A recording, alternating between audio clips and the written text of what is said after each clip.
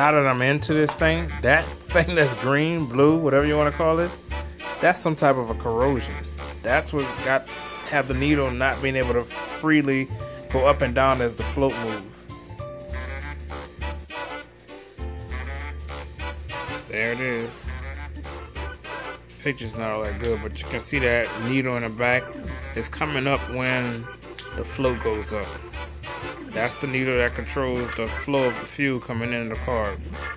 It's flowing. A lot of corrosion, got it cleaned up. There it is.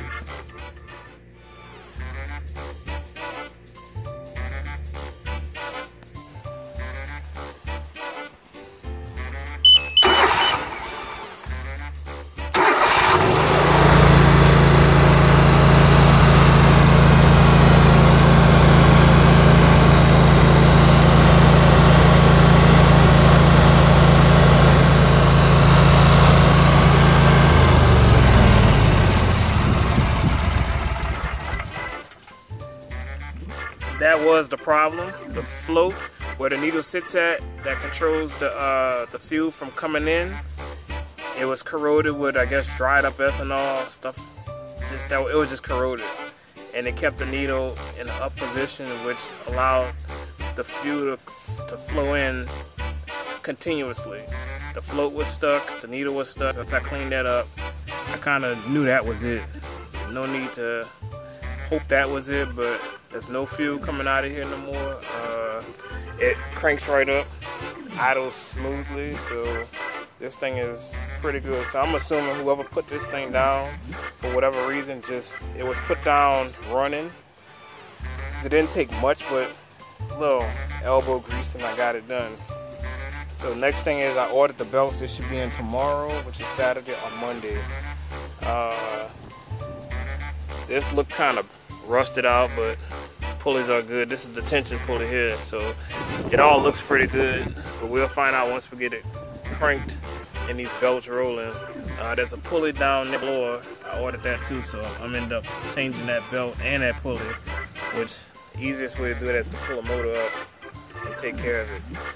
So PCO belts coming, dry belts coming, hydro belts coming, all that's on the same order. So at that point, all of this stuff, those belts will be replaced, and I'll be able to actually move it around with the hydros to see and make sure those are good. I'm gonna check the oils in a second on the hydros. Main gear box down there, I cleaned that up. So I just have to actually clean oil in there. So that was pretty good to see that. So I think it was put down in a even the oil, I haven't changed the motor oil yet, but I'm gonna change all of that and the filter. But I'm close on this one. It's probably one of my best projects. Like one I could just really see the light at the end of the tunnel, and it's not a train coming in. So that's where we are. Even these, I fixed these yesterday. So these are ready to go. These are the control arms, the steering arms. All adjusted and just ready. They won't be functional fully functional until I can put the hood on. So this right here, I need a Carter key in there. So I broke the other one taking it out. It was seized in.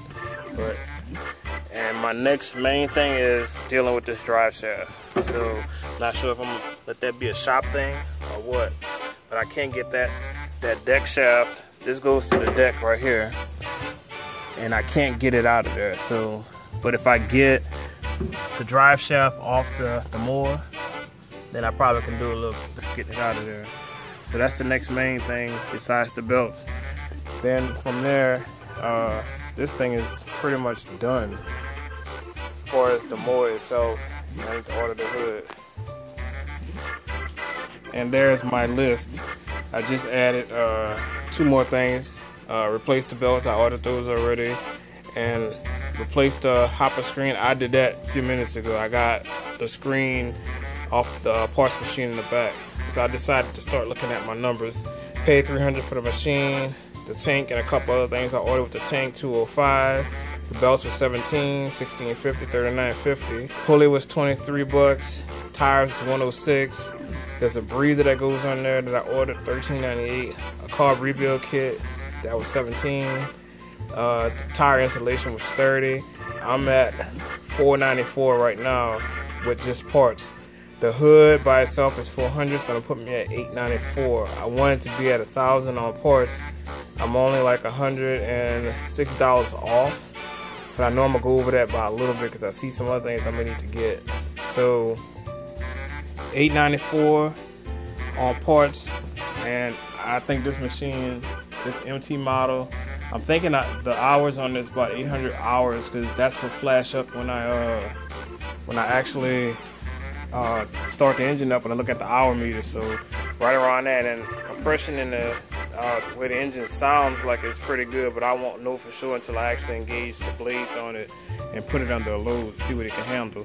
But me putting 1,000, probably add about 1,200 is what's going to end up happening with this. You're looking at a $1,500 investment, and I know with this MT model I can definitely sell this thing for about $4 grand, $5 grand, between 4 and 5. So if I decide for a decent profit, it would be worth it, and I would make the money off it. So we're looking at probably 3 grand could be made off this, 3 grand plus, give or take. So not a bad deal. There's some of the parts I took out. That's the hood and the floor. But this thing, pretty good deal here. I'll holler back.